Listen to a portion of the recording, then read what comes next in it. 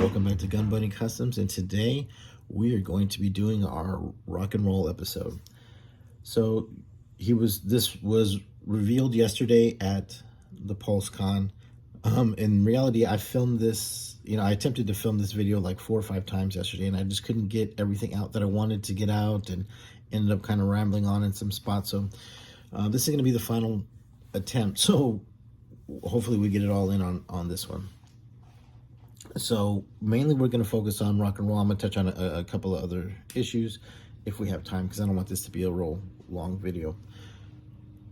So I've been waiting since the inception of the line for this figure.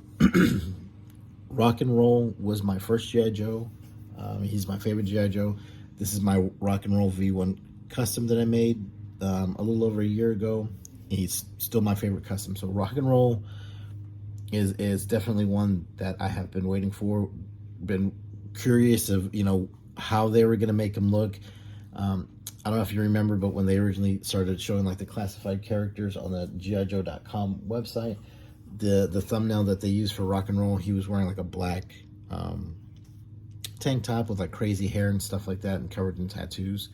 And I didn't know if we were going to get that, or a V1, V2, or any of the other iterations of Rock and Roll. But it ended up being kind of an interesting one, and let me tell you why it is. Because to me, he looks very V1-ish, right? Like in his sculpt. I think the sculpt of this figure is awesome. The collar for the Willy Pulley sweater, you know what I mean? The green, I love that shade of green. If you look at all the OG 13 ones that I did, I go crazy with all of those greens. I think that looks great. I think the M60 looks phenomenal. Not too fond of the drive-by clip on the sidearm.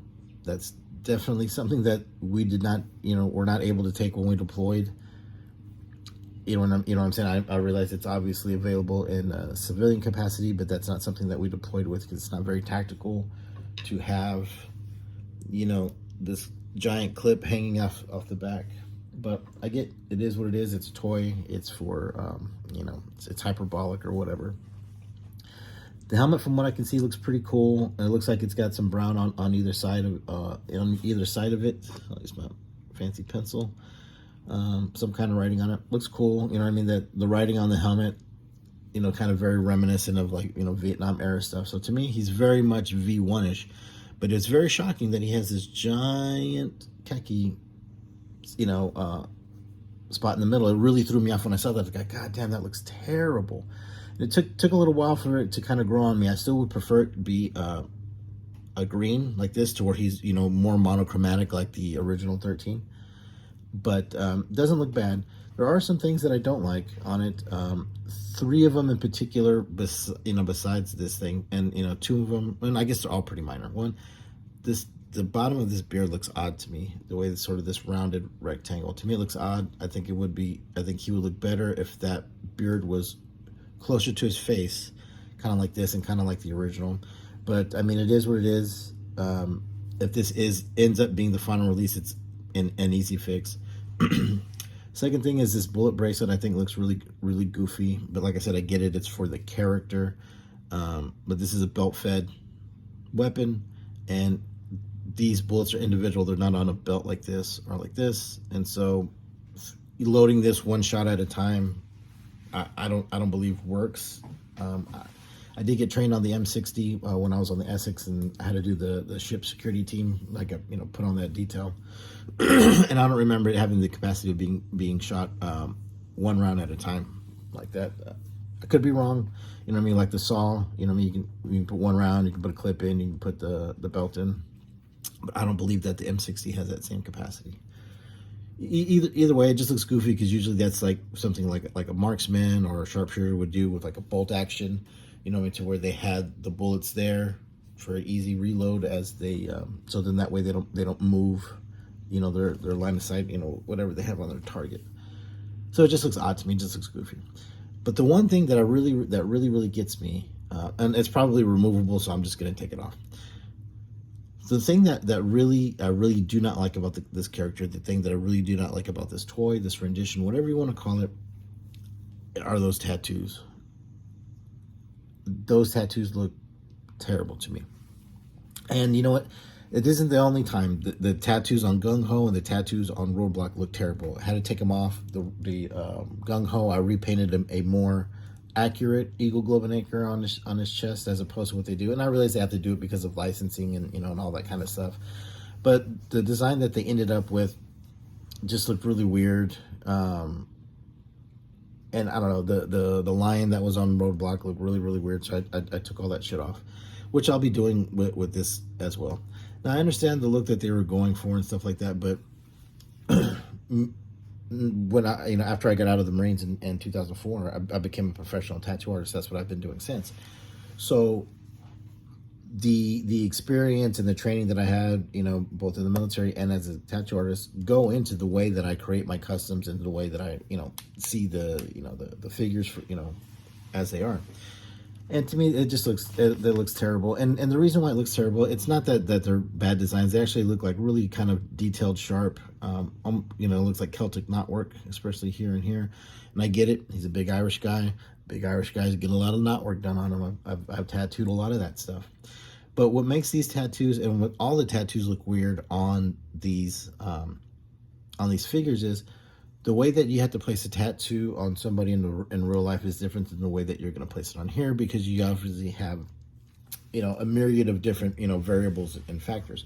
But the thing that always makes these look odd is when in real life, when you center a tattoo, you center it on like the whole piece of whatever it is, with the the lower arm, the upper arm, or whatever. And here with these, they have to worry about the joints, because this moves, and since it doesn't have skin over it that flexes like ours and moves and twists but maintains its sort of solidarity, that that's not able to happen here, because this is a 3-piece joint, right? And so to avoid having to make these tattoos move or cut or make them 2 pieces, they're centering these based off of just this piece, not off of his whole arm. You know what I mean? Like as if we would in real life. In real life, you got to worry about the body lines, muscle structure. You don't want to go against any of that stuff. You want it centered in certain spots. And because in real life we don't have these joints like that, you know what I mean? We're not obviously cut like that. It makes the placement look odd, and that whatever, because of that in my head, I can't get past it. They just look terrible to me. Not that it's a bad idea, and I'm actually in the process of trying to figure out how to paint scale tattoos on them and have them look legit, and not have to worry about stuff like this. I have a few ideas and things that I'm working on. I had a few dreadnoughts that were in the process. I've done some tattoos on them. The Ripper that I did had tattoos on them. My gung hos, my shipwreck, I did a couple of little tattoos on. But I have an idea, and there's a process that I'm creating in order to make them look real, the lines and everything to look scale. It's just a very tedious process to master because of obviously how small it is, and having to figure out how to work around stuff like this. So I get why they're placed the way that they are, and it's not like Hasbro's fault. It's just they're doing what they have to do, to give it the look. It just doesn't look well. It doesn't read well to me. Even if this guy was a real life person, scaled up, the placement of the tattoos just look odd.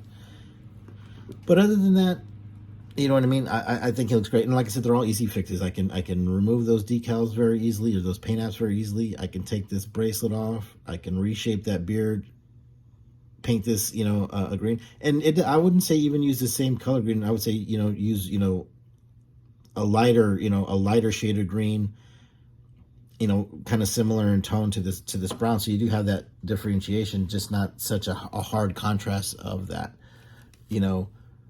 khaki, the olive, the drab khaki to the OD green. But I mean, honestly, I'm excited for the figure. I can't wait to get them and all that kind of stuff. But while I was kind of initially going over these and seeing how close I got, because that's what I do. I make mine, you know what I mean? Some of these characters that, I made years ago, before we actually get released and stuff like that, just because of the way the line gets released, and you know what I'm saying, characters get released and stuff like that. So I just happened to make my rock and rolls way earlier on, because we weren't getting them. And so when I made my customs, you know what I mean, the way that I make them, it was based off the bodies that were available at that time. Now, the formula that I've always used for all of my customs, and you can go back to my Instagram and you go at the very first ones that I did, I have not strayed from this formula, you know, for a long time, is I try to use all 100% classified parts. And I did two customs that I used one, a Marvel body, and that was my big boa. I used a Hercules body on him. And then I did a Firefly before Firefly was released, and I used the sort of Firefly knockoff Fortnite guy of him to make that. And I ended up taking him apart kind of right away. It just didn't look right. The sculpting, the articulation, where the joints were, they didn't match. So in my head, it didn't match. So it was driving me crazy. So I ended up taking them apart, and then a few waves later, we got Firefly anyways, right? So because I stuck to the formula of basically using 100%, you know, G.I. Joe classified parts, in order for me to make all these characters, I had to get creative with my paint theory in order to achieve the same looks while still making it look like classified, while still making it look like the toy, you know, the OG toy version, you know, still making it reminiscent of, you know, the Sunbow cartoons and the Marvel comic, all kind of all on one in one, while being on 100% classified parts. Now, I do, like I said, I had to stray for accessories. Like this helmet is from Mark II. These ammo belts are from Marauders Gunrunners. And like I said, I got this M60 from my boy, Darkgate1313, who does some pretty amazing customs. You should check him out. He was very generous in sending me that. But other than the accessories, 100%. You know what I mean? I molded that beard onto that Duke head, 100%. So as when I go through these, I kind of compare to see how close I get. You know what I mean? That's just sort of my goal in my head when I make these. I want these to look like they were going to be in the box next to the ones that were getting the official releases, which is why I always kept it, you know, 100% classified. And so when I was going over these, I said, well, you know what? I did two rock and rolls, right? Originally, I did the V1 or the V2, and then I did this V1 later. And like I said, by the way, he's still my favorite customs. Is still my absolute favorite custom that I've done. But when I got my V2, oh come on, guy, don't fall. When I got my V2 and to compare to him, I noticed something of why this looked so familiar. You know what I mean? Like why it drew my eye, because I had seen it, right? Now, I'm not saying that they copied me or anything like that, but it was just a coincidence how close I got with it with this one, right? I mean, in no other iteration of rock and roll do you have, you know, the khaki and the green with the ammo belts. And so I was thinking, like, well, you know, is that possible? I mean, was it just a coincidence? I mean, the way that I laid him out is very, very similar to the way that he got kind of laid out. You know, if you were to take off the little bit of camo markings, I mean, it's, you know, real similar. I mean, obviously it's on a Duke body because that was all of, you know, only thing available to me. I don't get to, you know, get my own molds made and all that kind of stuff. So I was like, wow. And so I thought, well, maybe he's based off of a different iteration of rock and roll that I didn't own as a child. You know, like I had both of these as a child. And so then I said, well, let me go to yojo.com and check out all the rock and rolls that have been made, right? And it isn't there isn't anything that's like this. So when I made him based off of the V2, which is right chill. So if you look at his V2, these aren't ammo belts. These are just the regular belts that, you know what I mean, you know, that would go here, and they just have them sideways, and they have these ammo pouches, and that's what these are. They issued us these. These hold 3 30-round magazines for 5.56. They're for the M16, and then it has 2 pouches on either side that were for grenades, for the small frag grenades. And I mean that's those actual issue stuff.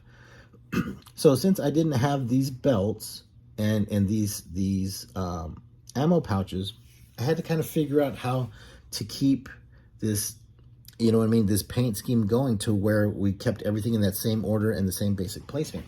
And so that was what I had to figure out in order to make all of these customs look different. So if you look at these two, they are 100% the same, but they look completely different. And in fact, they almost look like different bodies. He looks thinner. He looks thinner than him. He looks a bit beefier, but they're the exact same. But that's the power of your paint. That's what your paint can do for you. And so in order to make sure that there was some green up here to keep, the mimicry of this in the custom, I had to figure out where I was going to place that green, and what I'm saying, in order to achieve that look. And I didn't want to do the pockets because the pockets just look funky in the front. You know what I'm saying? It might have looked more true to that, but I didn't like it. So I went ahead and did this portion here, and as you can see, it's very formulaic the way that I paint with the shin guards. Especially like on the Dukes and the Gung Hos, where we use the same body parts over and over. What I do is very, very formulaic. If you look at and I did 13 Dukes to create 13 different characters, but using 100% Duke. And it was because being able to use, things like the shin guards, the knee pads, and the different body lines that are on here to, where you can create, different looks with like the different panels of fabric that have the different texture and stuff like that. I mean, because like I said, if you look, these are the exact same, but I didn't do the inner paneling like I did here. You know what I'm saying? Which even though it's the same mold, the same everything, gives it a completely different look and a completely different feel. So when I selected to do this green up here, it was just so I could mimic that, because when you think about like color theory, especially like I said, I'm a tattoo artist in my day job. One of the things that's critical is you never want the same color next to itself. So like if you look, it's khaki, green, a different shade of green, enough delineation, khaki, green, and then with his hat, khaki again. And you have that way, so then that way everything is is distinguishable, and you can have it. And if you look at their figure, I mean, they follow, that theory. It isn't just something I made in my head. They follow that too, because that's the only way you're going to be able to really, see all the different stuff. If you're going to go with something monochromatic, you have to use, different shades enough to where you can see the different pieces. So to me, I was just kind of like I said, I was kind of taken back how similar that ended up looking, how I ended up getting closer with my V2 than with my V1. Like I said, I love that mold. I love, the way it looks. And I'm not gonna lie, the khaki stuff is kind of growing on me now because of this, because him, to me, in my eyes, this looks like a combination of these, like this plus this equals this. You know what I'm saying? Because his torso, his legs pretty much equal that. So I thought that was pretty cool. You know what I mean? That I was able to get, in a way, I ended up being pretty close. So that's going to be it for Roadblock. Like I said, I think I do like this figure. I'm going to be making probably a few customs of them. So I'll be getting a few of them.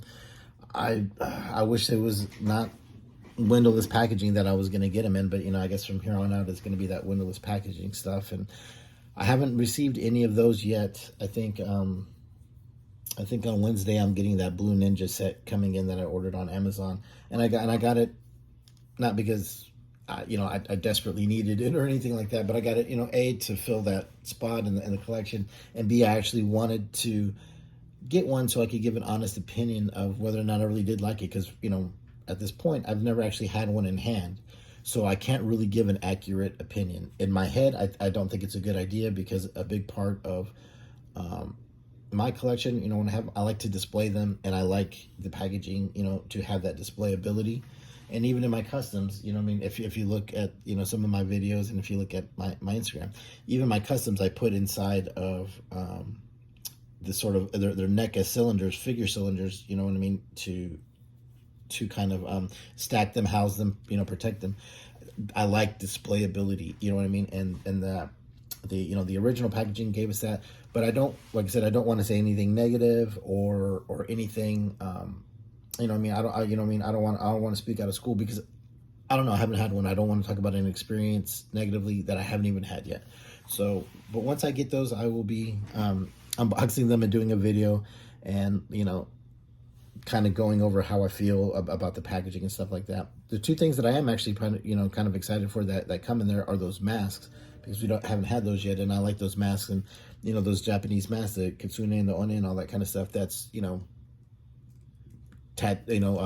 Japanese tattooing, folklore and characters and stuff like that. So definitely looking forward to that.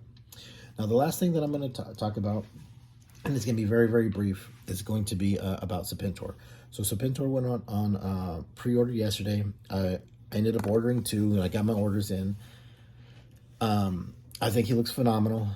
I think the Air Chariot looks phenomenal. I like the 50 cals on either side. Those are obviously for Roadblock. There's going to be another Roadblock at some point. They're going to put those 50 cals with them, whether it's, Roadblock on the retro card or whatever the retro windowless packaging is going to end up being, or, however they go with that. But that's definitely my prediction. You know what I mean? And I've said that to a few people, because there's, the way that they have the handles, set up on him, the hand grips. It's obviously meant for Roadblock. But the thing that there's one thing that I don't like about it, and actually I will say this, Hasbro, thank you for keeping it at $80, because it was $80 I was able to get 2. I was totally expecting that motherfucker to be $120 or $150, and I was trying to figure out how I was going to get 2 at that price, but they ended up being $80, and which allowed me to get 2. So thank you for keeping it at a reasonable price point. I mean, I realize it's still an expensive toy at $80 for a figure in a small vehicle, but I guess it is what it is. You know what I mean? It was a whole lot cheaper than I thought it was going to be. But the one thing that I don't really care for is his head. The cowling on his head is very, very, compressed to his skull. You know what I mean? Or to the figure's head. So this is the Serpentor that I did a while back, and it's based off of the Marvel comic. I believe it's like the Battle for Springfield or something. I can't remember right now at this moment. It's something from Springfield, Battle for Springfield, I believe. But this is a Frank Castle Punisher in the Black Bite set head, and I have sculpted this with the cowl with green stuff. Now, it's not totally done. This is just sort of a roughing of it, about 50% done, and I ordered an engraving set from Dremel. So I'm going to be getting into that and getting back into putting in all the detail, sculpting in all of the detail and stuff like that, for the hood, the eyes, the fangs, the inner stretching part right here of the mouth, the whole thing. I'm gonna try to make it as detailed as possible, because I want to put this head on that and see how it looks. I'm predicting he's going to be a bigger framed guy, like Gung Ho size, because of how big he is. And Sergeant Slaughter looks pretty beefy too, and there are 2 big guys that were supposed to be going at it. So I can't imagine him being small like Snake Eyes or even Duke. He's got to be on a bigger scale. So then that way the head will fit, because this head doesn't fit on this body. It only fits on the look wise, scale wise, it only fits on the Gung Ho body. So, because this is my plan, I want to do a custom Serpentor, and I want to use this head. Now, I want if it comes out right, and I like the way that this ends up, what I'm going to do is I'm either going to figure out how to cast it myself by getting a Illuminate casting set, or figuring it out, or finding somebody who does really good head casting and can cast the heads for me, because this is what I would like to do. And I'm hoping I can get it done in time, because the release is going to be December 1st, if I'm not mistaken. What I would like is to cast about maybe 2 dozen of these heads, if it comes out right, and have a few for myself, for my customs, but then the rest I would like to kind of give out as an appreciation to the subscribers and to the collectors and customizers who have supported my channel, my YouTube channel and my Instagram page. So if you guys know anybody who is a reputable guy who can cast heads, that isn't just going to take my work and run, drop his name in the comments, or let him know to DM me on Instagram, at my Gun Bunny Customs page on Instagram, so we can figure out how much it would cost to to do all that. Because like I said, I only want about 24 of them done, and that's it. and, a few for me, a few for the, my collector friends, and then the rest to kind of give out as, a little token of appreciation. I don't know if they'll be painted. I don't know if they'll just be, you know what I mean, the bare resin, or whatever it is that they get casted out of. I might paint a few. I might send a few out bare. You know what I mean? Just depending on how it all goes. But that was what I wanted to talk about with Serpentor. Because like I said, I want to get cracking on this head and finally get it totally sculpted. So then that way we can try to get it casted. So then that way I can try to give it out to you guys. All right. So let me know what you think about today's episode. Did I get close? Does that look similar? Is Gun Bunny Customs tripping like a motherfucker? I don't know, but to me that looked real similar. Hey, and you know what I mean? And if that, like I said, if that is true, that somehow, some way, through the power of the interwebbings and social media and all that somehow, some way, that maybe Gun Bunny had a small effect on one aspect of a small aspect of one design of a G.I. Joe, that's pretty fucking cool. You know what I'm saying? In my head, that's pretty fucking cool. You know what I'm saying? The reality is it's probably just a coincidence. You know what I mean? And them trying to break up the monochromatic look, and they said, hey, why don't we just throw some khaki in there? That's probably what actually ended up happening. But in my little fantasy world of my G.I. Joe customs, it looks close. All right. Well, thank you for watching, and we'll see you next time.